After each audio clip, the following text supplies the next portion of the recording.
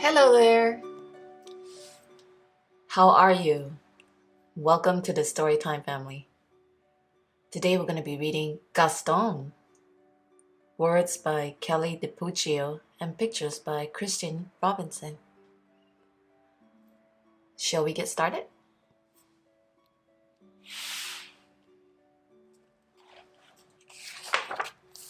Gaston. Mrs. Poodle admired her new puppies, Fifi, Fufu, Oolala, and Gaston. Would you like to see them again? Fifi, Fufu, Oolala, and Gaston. Perfectly precious, aren't they? Mrs. Poodle thought so too. The puppies grew, as puppies do. They were no bigger than teacups. Teeny teacups. The fourth, however, continued to grow and grow until he was the size of a teapot.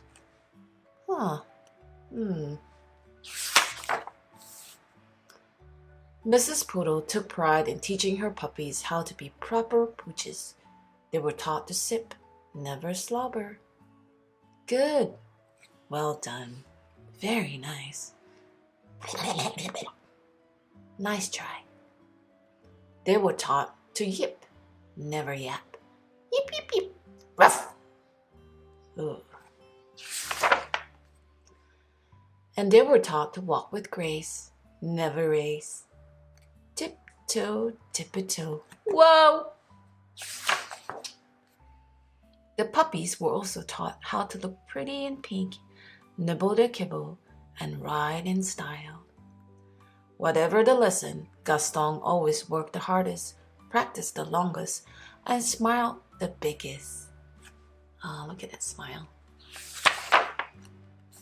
Mrs. Poodle was very pleased with all her puppies, Fifi, Fufu, Oolala, and Gaston. Spring arrived, and a proud mother was eager to show off her darlings. She took them to the park for the very first stroll in public.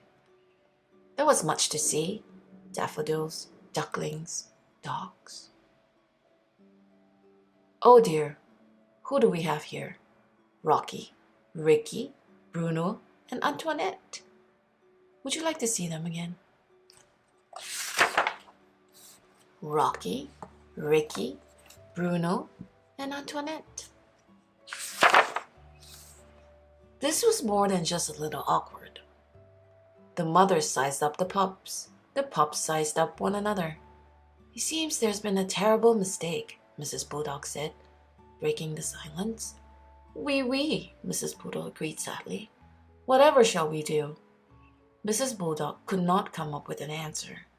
I guess we'll let them decide, she replied at last. Which one's different? Can you spot the difference?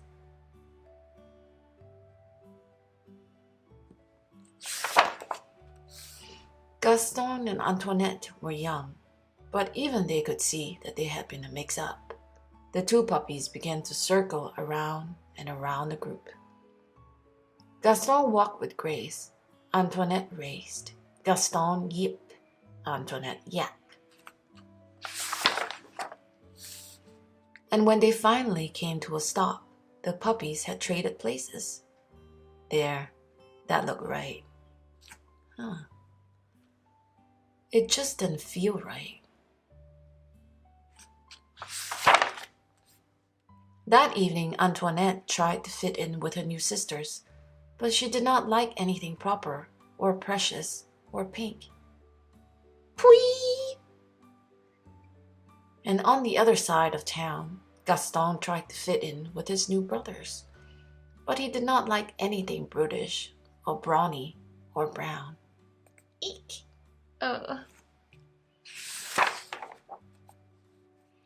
Antoinette and Gaston weren't the only ones who were having a hard time adjusting.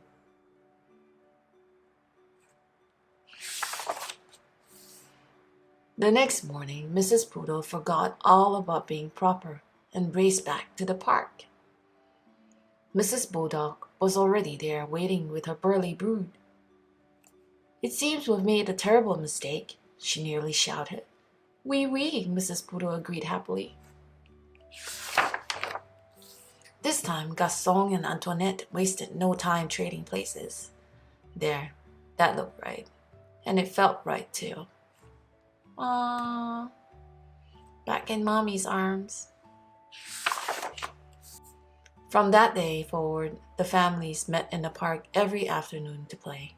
Rocky, Ricky, Bruno, and Antoinette taught the poodle puppies a thing or two about being tough. Likewise, Fifi, Fufu, Oolala, and Gaston taught the bulldog puppies a thing or two about being tender.